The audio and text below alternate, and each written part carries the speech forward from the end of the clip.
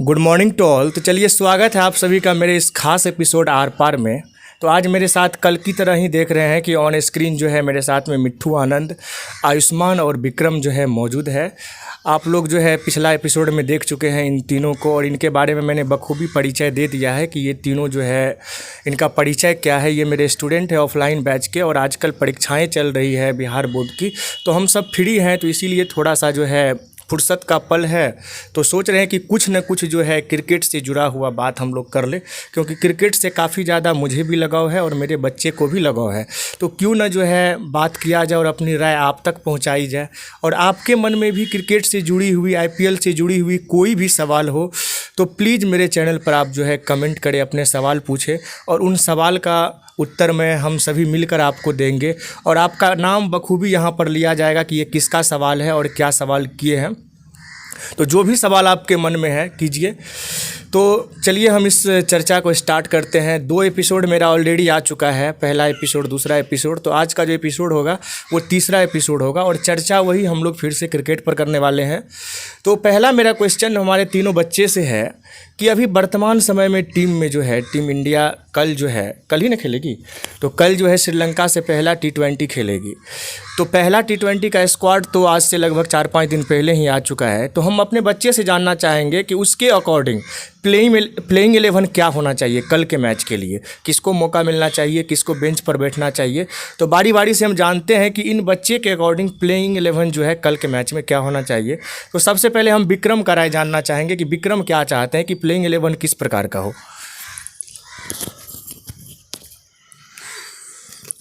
T20 जैसे जो कल से शुरू हो रहा है श्रीलंका के खिलाफ, उसके लिए मुझे लगता है कि प्लेइंग 11 थोड़ा यंग प्लेयर्स को लेके आना चाहिए, जिसमें कि ईशान किशन, मुझे लगता है अभी उन्हें कुछ और मौके मिलने चाहिए। ईशान किशन ओपनिंग करे रोहित शर्मा के साथ। उसके बाद तीसरे नंबर पे विराट कोहली तो अभी नहीं रहने वाले हैं, तो तीसरे नंबर पे मुझे लगता है सूर्य कुमार यादव थोड़े ऊपर आने चाहिए। सूर्य कुमार यादव नीचे आते हैं और बैटिंग से कंट्रीब्यूट तो करते हैं, लेकिन सूर्य कुमार यादव शायद थोड़े और ऊपर आएंगे, मेरे हिसाब से तो ज़्यादा अच्छा रहेगा। चौथे नंबर पे वेंकटेश अय्यर हैं, वो आ सकते हैं। 5वें नंबर पे जैसे कि विकेट कीपर भी ऋषभ पंत रहने वाले, क्योंकि ऋषभ पंत को इस बार आराम दिया गया। नहीं विक्रम, इस तरीके से बताओ ताकि हमारे दर्शक को पूरा क्रिस्टल क्लियर हो जाए कि तुम ओपनिंग किसको रखना चाहते हो, मिडिल ऑर्डर में किसको रखना चाहते हो, स्पिनर किसको रखना चाहते हो और पेस बॉलर किसको रखना चाहते हो, ताकि पूरा क्रिस्टल क्लियर हो जाए। ठीक है, तो ओपनिंग में ईशान किशन और रोहित शर्मा। चलो बहुत अच्छी बात है। 3 नंबर पे मिडिल ऑर्डर 3 नंबर से शुरू मान लीजिए, तो 3 नंबर पे सूर्य कुमार यादव, 4 नंबर पे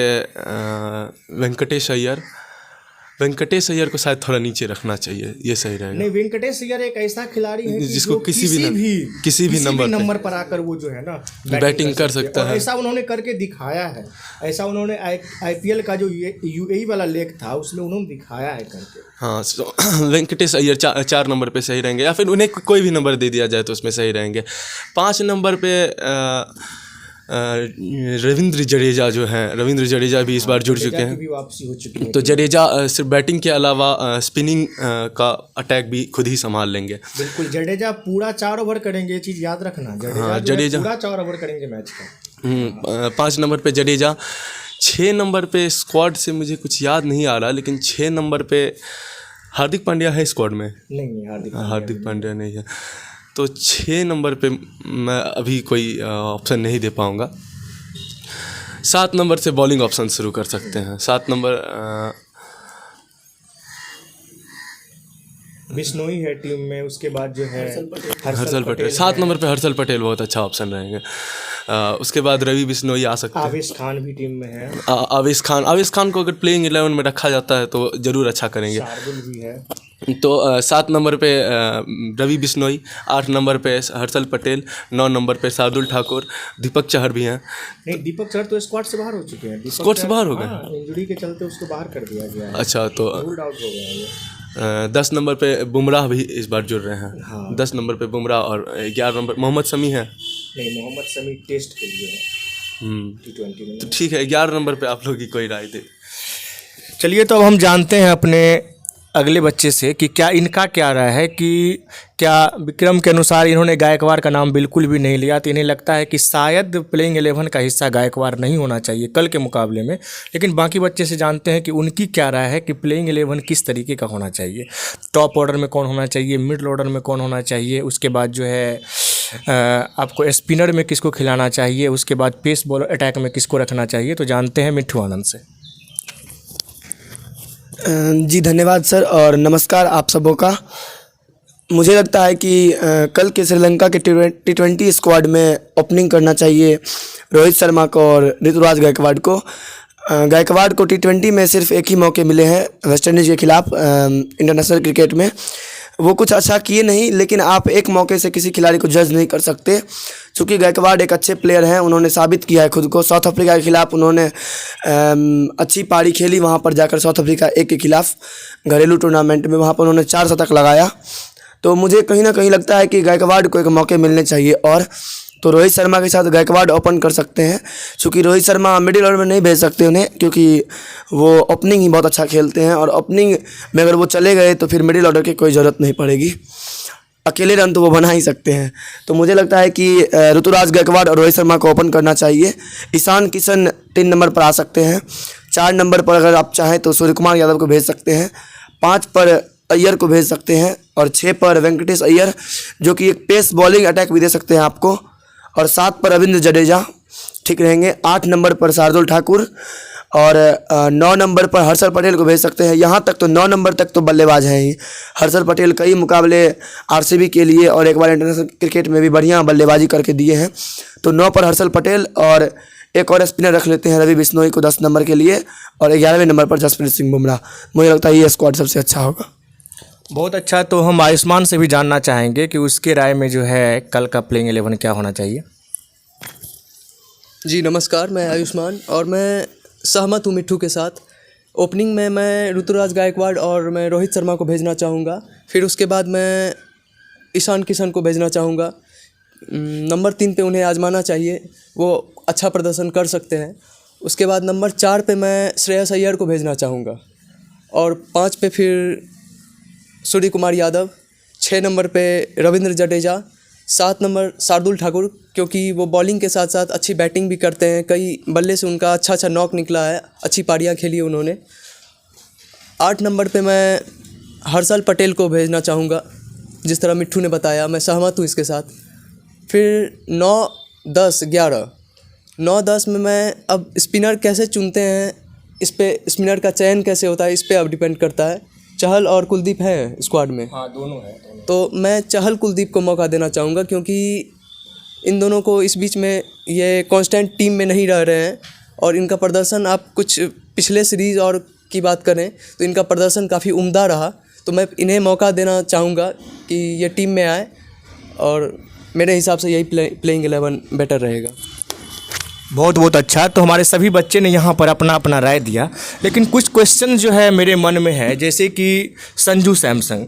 क्या ऐसा नहीं लगता है कि श्रेयस अय्यर के जगह अगर 1 या 2 मैच में संजू सैमसन को अगर मौका दिया जाए तो वो विस्फोटक पारी खेलने का दमखम रखते हैं। श्रेयस अय्यर का जो हालिया फॉर्म है वो ठीक ठाक है, उतना अच्छा हम नहीं कह सकते, लेकिन संजू सैमसन जिस तरीके के खिलाड़ी है, अगर उसको श्रेयस अय्यर के जगह पे रखा जाए तो हमें लगता है कि खास करके T20 में, ODI की बात मैं नहीं कर रहा हूँ और ODI सीरीज है भी नहीं, T20 के बाद सीधा टेस्ट खेलेंगे। तो अगर अय्यर के जगह सैमसन को खिलाया जाए तो क्या मिट्ठू आनंद ये विकल्प कैसा रहेगा तुम्हारी राय में? कहीं ना कहीं मुझे लगता है कि ये विकल्प जो है सही रहेगा। अय्यर की जगह आप सैमसन को खिला सकते हैं, लेकिन एक और जगह है जहाँ की सैमसन बखूबी अपना प्रदर्शन दिखा सकते हैं, वो जगह है ईशान किशन की जगह। मुझे लगता है कि ईशान किशन को पर्याप्त मौके मिल चुके हैं खुद को साबित करने के लिए, लेकिन अभी उनके बैटिंग को देखकर लगता है कि वो उतने परिपक्व नहीं हुए हैं जितना कि अभी आपको इंटरनेशनल क्रिकेट में चाहिए। मुझे कहीं ना कहीं लगता है कि ईशान किशन की जगह अगर हम सैमसन को मौका देते इतना, तो कहीं ना कहीं सैमसन अच्छी पारी खेलते। चूँकि ईशान किशन के मुकाबले उन्हें बहुत कम मौके मिले हैं, तो मुझे लगता है कि श्रेयस अय्यर की जगह नहीं बल्कि ईशान किशन की जगह जो है सैमसन को खिलाना चाहिए। नहीं, बहुत अच्छा। इनके जवाब से भी हम संतुष्ट हैं, बहुत अच्छा इनका कहना है, इनकी राय है। और दूसरा बात है, जैसे शार्दुल ठाकुर के बारे में अक्सर बोला जाता है कि शार्दुल ठाकुर जो है काफ़ी खर्चीले बॉलर है, और ऐसा हम लोगों ने कई बार देखा भी है कई सारे मैचेस में। तो क्या लगता है कि शार्दुल ठाकुर को खिलाना सही रहेगा? लेकिन शार्दुल ठाकुर के साथ एक अगर निगेटिव पॉइंट है कि वो खर्चीले बॉलर है, तो उनके साथ एक पॉजिटिव पॉइंट भी है कि वो रन बनाते हैं। जब भी उन्हें बल्लेबाजी का मौका मिलता है तो जैसे एक फुल टाइम बैट्समैन खेलते हैं उसी तरीके से वो खेलते हैं। उनके साथ भी देखा जाता है, दीपक चहर के भी साथ ऐसा देखा जाता है कि इंडिया का 2 ऐसा फास्टर बॉलर है कि जो कि बखूबी बल्लेबाज का भी टीम में रोल अदा करते हैं। तो इन पर क्या विक्रम तुम्हारा राय है? क्या लगता है कि शार्दुल ठाकुर को प्लेइंग 11 में होना ही चाहिए ताकि इंडिया को बैटिंग लाइनअप भी थोड़ा सा मजबूत मिल जाए, या वो थोड़ा सा खर्चीले है, बॉलिंग में ज़्यादा रन दे देते हैं, और कभी कभी तो ऐसा देखा जाता है कि वो ओडीआई में पूरे 10 ओवर कर लेते हैं लेकिन एक विकेट भी उसको नहीं मिलता है, और सबसे ज़्यादा इकोनॉमी उसी बॉलर का रहता है। तो इन बात को देखते हुए क्या उनको लेना चाहिए टीम में? पिछले कुछ मैचेस में ज़रूर हमने देखा है कि इकॉनमी रेट शार्दुल ठाकुर का थोड़ा ज़्यादा रहा है, लेकिन मुझे नहीं लगता कि शार्दुल ठाकुर को अभी टीम से निकालना चाहिए, क्योंकि शार्दुल ठाकुर ने जिस तरह से तीनों फॉर्मेट में अपना बैटिंग सुधारा है। विकेट लेना एक अलग बात है, क्योंकि विकेट हर बॉलर कुछ समय के बाद ले लेगा, लेकिन जिस तरह से वो बैटिंग में कंट्रीब्यूट करते, क्योंकि हमने देखा है कि कभी अगर ओपनिंग या फिर मिडिल ऑर्डर के बैट्समैन नहीं चलते हैं तो ओडीआई की मैं बात करूँ तो 250 पार करना भी मुश्किल हो जाता है, T20 में 150 पार करना मुश्किल हो जाता है। तो हमें चाहिए निचले ऑर्डर के कुछ बैट्समैन, जैसे कि कुछ समय पहले टेस्ट में वीवीएस लक्ष्मण क्या करते थे और अश्विन क्या करते थे, अभी भी करते हैं टेस्ट में, तो उनके 30, 40, 50 रन जो होते हैं नीचे के ऑर्डर में, वो मुझे लगता है कि उतने ज़रूरी हैं जो कि उनके हाई इकॉनमी रेट और विकेट ना लेने की प्रक्रिया को भी संभाल सकता है। तो उनका रन मुझे लगता है कि उनके विकेट लेने और एक हाई इकॉनमी रेट को संभाल लेगा। हाँ, ये है कि अगर वो थोड़ा रन ज़्यादा भी दे देते हैं तो वो रन जो बना लेते हैं शायद वो टीम को बैलेंस कर देता है, इस वजह से टीम में फिट बैठते हैं। अन्यथा अगर वो बैटिंग से अपना कंट्रीब्यूट नहीं करते तो शायद इतने मौके उनको नहीं मिलते। और मिट्ठू का बहुत अच्छा कहना था कि जितने मौके ईशान किशन को मिले हैं शायद उतने मौके संजू सैमसन को नहीं मिले हैं, और अगर इतना मौका संजू सैमसन को मिलता तो ज़रूर वो अपना जो है प्रदर्शन में बहुत ही निखार आ जाता। उनके प्रदर्शन में बहुत उम्दा खिलाड़ी है वो, ऐसा हम लोगों ने आईपीएल में कई मरतबा उनको देख चुके हैं। तो क्या मिट्ठू आनंद, तुमको क्या लगता है कि अगर तुमको टीम चुनने के लिए दे दिया जाए कल का प्लेइंग 11, सपोज तुम कल के कप्तान हो और तुमको चुनने के लिए दे दिया जाए कि ईशान किशन और संजू सैमसन में किसी एक विकेट कीपर को रखना है, किसी एक को ही टीम में रखना है, तो किसको रखना चाहोगे? जी, अगर मैं कप्तान हूँ तो मैं किसी खिलाड़ी के साथ जो है दो तरफा व्यवहार नहीं कर सकता, और मुझे साफ साफ ये नज़र आ रहा लगता है कि ईशान किशन की जगह संजू सैमसन को खिलाना बिल्कुल सटीक रहेगा, क्योंकि ईशान किशन काफ़ी सारे मैच खेल चुके हैं और वो मतलब थोड़ा युवा हैं, तो उन्हें और अगर मौके मिलेंगे तो वो ठीक रहेंगे, लेकिन उनके लिए अभी आईपीएल आ रहा है तो वो अपना परफॉर्मेंस दिखाएं और तब टीम में जगह बना लें। लेकिन अगर हम दूसरे विकेट कीपर बल्लेबाज की बात करें संजू सैमसन की, तो वो जो हैं अभी एक और मैच खेल लें और उन्हें मौका मिले श्रीलंका सीरीज़ में तो वो ज़रूर अच्छा प्रदर्शन कर सकते हैं, और मुझे लगता है कि उन्हें मौके मिलने चाहिए। और जहाँ तक कि संजू सैमसन ने आईपीएल में कई बार काफ़ी अपना अच्छा परफॉर्मेंस दिया है, काफ़ी सारे रन उन्होंने बनाए हैं आईपीएल मुकाबले में, वो भी एक विस्फोटक बल्लेबाज के रूप में जाने जाते हैं। और जहाँ तक बात रहा लेफ्टर बैट्समैन की कि लेफ्टी होने चाहिए, तो जडेजा और वेंकटेश अय्यर तो आपके पास है ही है टीम में, तो 2 लेफ्टी बैट्समैन से तो काम चल ही जाएगा मिडिल ऑर्डर में। तो मुझे लगता है कि संजू सैमसन को मौका देना चाहिए। चलिए, बहुत अच्छा इनका भी जवाब था। आप लोगों के मन में भी, मेरे जितने भी दर्शक इस वीडियो को देख रहे हैं, आपके मन में भी किसी प्रकार का कोई क्वेश्चन है तो प्लीज़ हमें कमेंट कीजिए, हम उसका उत्तर करेंगे यहाँ पर इसी एपिसोड में। तो हम तीनों से पूछना चाहेंगे एक सवाल कि जिस तरीके से वेस्ट इंडीज़ के खिलाड़ी हैं, पूरा आक्रामक खेलते हैं, उनका विकेट गिरते रहता है लेकिन उनको कोई फ़र्क नहीं पड़ता है। वो अपना आते हैं छक्का चौका बरसाते रहते हैं, भले ही वो 3 का 3 मैच हार जाए, 5 का 5 मैच हार जाए, उसका जो पर्सनल परफॉर्मेंस है उसको वो गिरने की कोशिश कभी नहीं करने देते हैं। अगर मैं ये कहूँ कि इंडिया में हमारा जो इतना बड़ा आबादी है, इसमें बहुत सारे बैट्समैन हैं, बहुत सारे बॉलर हैं, बहुत सारे ऑलराउंडर हैं, अगर 3 बैट्समैन को चुनने के लिए कहा जाए, सिर्फ 3 जो कि विस्फोटक पारी खेल सकते हैं, मतलब आए धुआंधार जिस तरीके से आंद्रे रसेल, अगर वो टिक गया तो वो 10 गेंद में 60 रन भी उसके लिए मुश्किल नहीं है, और नहीं तो वो 0 पर भी आउट होकर अपना चल जाएंगे, पेविलियन में जाके बैठ जाएंगे। तो ऐसा अगर 3 खिलाड़ी विक्रम, मैं सभी से मेरा ये क्वेश्चन है, 3 खिलाड़ी अगर चुनने का मौका मिले इंडिया का कि टॉप 3 1 2 3 जो कि पूरा विस्फोटक अंदाज में बैटिंग कर सकते हैं, तो कौन वो 3 खिलाड़ी होंगे वर्तमान समय को देखते हुए?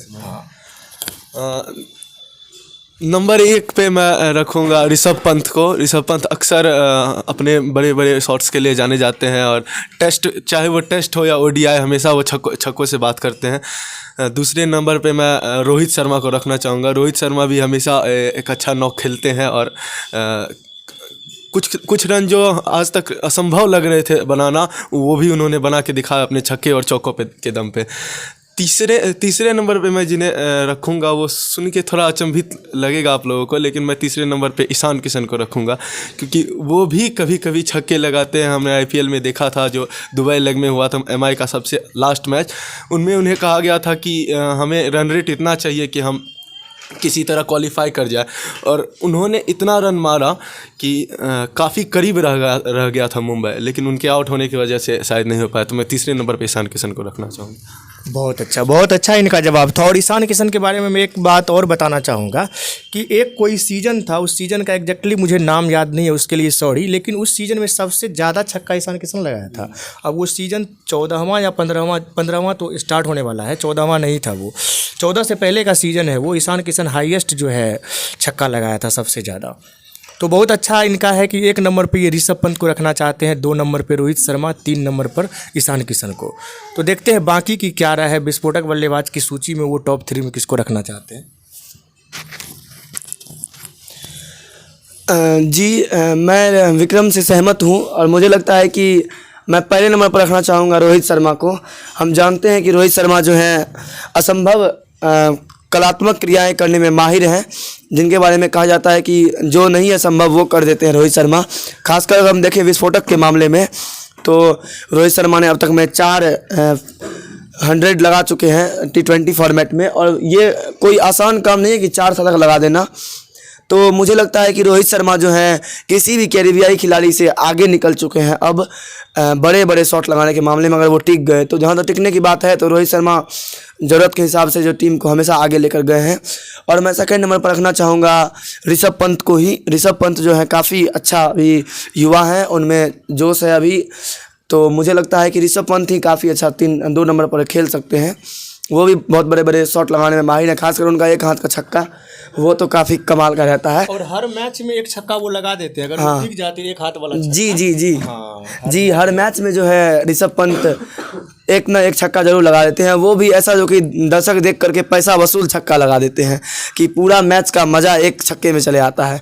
तो और मैं चाहूँगा तीसरे नंबर पर रखने के लिए सूर्य कुमार यादव को, क्योंकि जिस तरीके से अभी सूर्य कुमार यादव ने जो परफॉर्मेंस दिखाया है हालिया सीरीज़ में वेस्ट इंडीज़ के खिलाफ 31 गेंदों पर 65 रन, तो ये कोई मामूली बात नहीं है। ये गेल को चुनौती से सीधा हो गया कि गेल आपके साथ एक कंपनी मिल रही है, युवराज सिंह आपको एक कंपनी मिल रही है सूर्य कुमार यादव के रूप में। तो मुझे लगता है कहीं ना कहीं सूर्य कुमार यादव जो है आगे चल के बहुत बड़े हिटर हो सकते हैं, और मुंबई इंडियंस की तरफ से वो काफ़ी बड़ी बड़ी शॉट खेलते भी हैं, और मुझे लगता है कि 3 नंबर पर सूर्य कुमार यादव भी एक बहुत अच्छा हिटिंग विकल्प रहेंगे। बहुत अच्छा, तो इनका जवाब भी बहुत अच्छा लगा। आयुष्मान से जानना चाहेंगे, और आप तीनों के मन में भी, अगर हम कोई भी आपसे क्वेश्चन पूछ रहे हैं, आप तीनों के मन में भी कोई क्वेश्चन हो जो आप मुझसे पूछना चाहें तो बखूबी पूछ सकते हैं, इसमें कोई दिक्कत नहीं है। तो आयुष्मान से जानना चाहते हैं कि इनकी क्या राय है, ये टॉप 3 में किसको रखना चाहेंगे विस्फोटक बल्लेबाज के रूप में।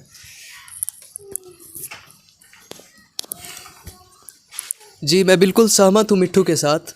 विस्फोटक बल्लेबाज की सूची में रोहित शर्मा का नाम ऊपर होना चाहिए, तो 1 नंबर में मैं रोहित शर्मा को ही दूंगा, क्योंकि वो मैदान के किसी भी कोने में शॉट लगाने की क्षमता रखते हैं, और लंबे लंबे करके दिखाया। ये पिछले कुछ सालों में उन्होंने साबित भी किया है अपने आप को, तो मैं उन्हें रखूँगा क्योंकि वो लंबे लंबे शॉट लगाने के लिए जाने जाते हैं। 2 नंबर पे मैं ऋषभ पंत को रखना चाहूँगा, क्योंकि उनका पिछले कुछ मैच में उनका रिकॉर्ड देखें, कितना उनका छक्कों से उनका कंट्रीब्यूशन देखें तो कितना अच्छा सिक्स मारते हैं वो। और तीसरे नंबर पे मैं रखना चाहूँगा, अभी यदि हालिया प्रदर्शन की बात करें तो मैं वेंकटेश अय्यर को रखना चाहूँगा, क्योंकि उनका भी पिछले कुछ दिनों में उनके प्रदर्शन में काफ़ी सुधार आया है, और वो भी लंबे लंबे शॉट लगाते हैं, तो मैं इन तीनों को रखूँगा। चलिए, बहुत अच्छा जवाब था हमारे इन बच्चों का, और इन्होंने बहुत अच्छा राय दिया कि जो इसके मन में था उनको लेकर के इन्होंने अपनी बातें रखी यहाँ पर। तो एक छोटा सा ब्रेक लेते हैं, वापस फिर से हम आएंगे इसी एपिसोड में। तो आप लोग जो है बने रहिए मेरे इस एपिसोड के साथ। मिट्ठू कट करो।